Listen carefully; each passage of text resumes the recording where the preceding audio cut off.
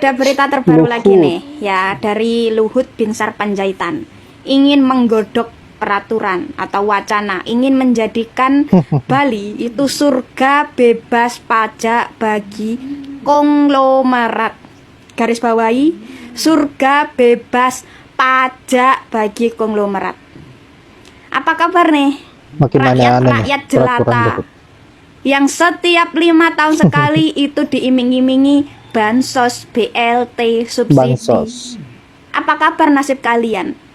Apakah diperjuangkan seperti layaknya Luhut Binsar Panjaitan memperjuangkan bebas pajak bagi konglomerat? Tidak. Apa kabar nih warga yang bergaji UMR yang dipaksa atau diwajibkan dipotong 3% untuk tapera?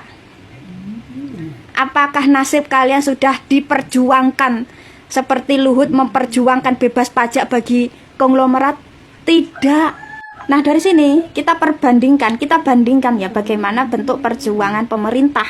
Pemerintah kita memperjuangkan nasib rakyat jelata dan memperjuangkan nasib para orang kaya. Nah, pemerintah di sini detik ini untuk memperjuangkan nasib orang miskin untuk sekedar memberikan rumah layak untuk orang miskin itu harus dipotong 3% gajinya setiap bulan. Padahal realitinya mau gaji itu dipotong 100% per bulan, gaji pekerja itu tidak bisa mengcover harga rumah. Apakah gaji pekerja itu setiap bulan dipotong 100% mampu mengcover harga rumah? Tidak bisa, bro. Ya apalagi cuma dipotong 3%. Nggak masuk akal kan? Lebih nggak masuk akal lagi. Tapi coba kita bandingkan bagaimana pemerintah memperjuangkan nasib orang kaya. Pemerintah untuk memperjuangkan nasib orang kaya itu langsung bangun IKN. Penghuni IKN adalah investor. IKN digadang-gadang nol kemiskinan. Tahu kenapa? Karena rakyat miskinnya itu disingkirkan dari IKN. IKN juga disebut-sebut sebagai kota nol stunting. Tahu kenapa? Karena yang melahirkan dan golongan yang melahirkan itu terpilih dan dipilih. Dan ditambah lagi warga IKN itu hanya berjumlah 2 juta orang. Dan penghuninya pun itu bukan orang lokal Kalimantan, bukan. Tapi adalah investor. Dalam tanda kutip juga konglomerat, orang-orang yang kaya. Nah, warga-warga lokal itu justru terusir dari IKN. Karena IKN ingin dijadikan kota mewah atau kota luxury. Nah, belum selesai dengan IKN, Luhut Binsar Panjaitan ingin menambah penderitaan rakyat lagi, yaitu ingin menjadikan Bali adalah surga bebas pajak bagi konglomerat. Coba bayangkan ya, di saat Indonesia itu dilanda berbagai masalah sekelas pengangguran, pendidikan tidak merata, kualitas pendidikan yang kurang, kualitas kesehatan yang kurang, kualitas gaji rakyat yang tidak seberapa. Tapi pemerintah bisa loh memikirkan bagaimana ya caranya untuk memberikan kemewahan kepada para konglomerat sekelas bebas pajak untuk mereka. Sedangkan rakyat-rakyat jelata nih yang gajinya UMR bahkan di bawah UMR diwajibkan bayar pajak 12%. Stres nggak tuh? Dan inilah perbedaan bentuk perjuangan pemerintah untuk rakyatnya. Untuk orang kaya dipermudah, untuk rakyat miskin dibiarkan tetap miskin. Dan jangan pernah mempertanyakan di mana hati nurani para pemerintah ya. Jangan pernah. Karena dari sini udah jelas banget bahwa pemerintah itu tidak punya hati nurani. Pemerintah hanya punya kepentingan. Melaksanakan tugasnya mungkin dia ya mundur ya. Itu masalah apa sih, Opung? Mana ada mendadak mundur, bilang aja nggak sanggup gaji mereka. 11 bulan mereka cengok nggak dapat gaji. Apalagi tanggung jawabnya besar sekali, nanti tanggal 17-an 2 bulan lagi kan. Mungkin istananya itu fondasinya belum kering, tiang-tiangnya bisa roboh. Tanggung jawabnya besar banget. Lagi mereka tugasnya adalah untuk menggusur suku-suku adat istiadat di sana. Mereka takut diguna-guna, opo-opo banyak di sana. Banyak laki-laki ke sana kan, diguna-guna sama cewek-cewek sana.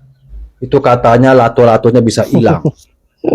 Pulang ke Pulau Jawa, dari lato-lato jadi kue apem. Malu dan takut.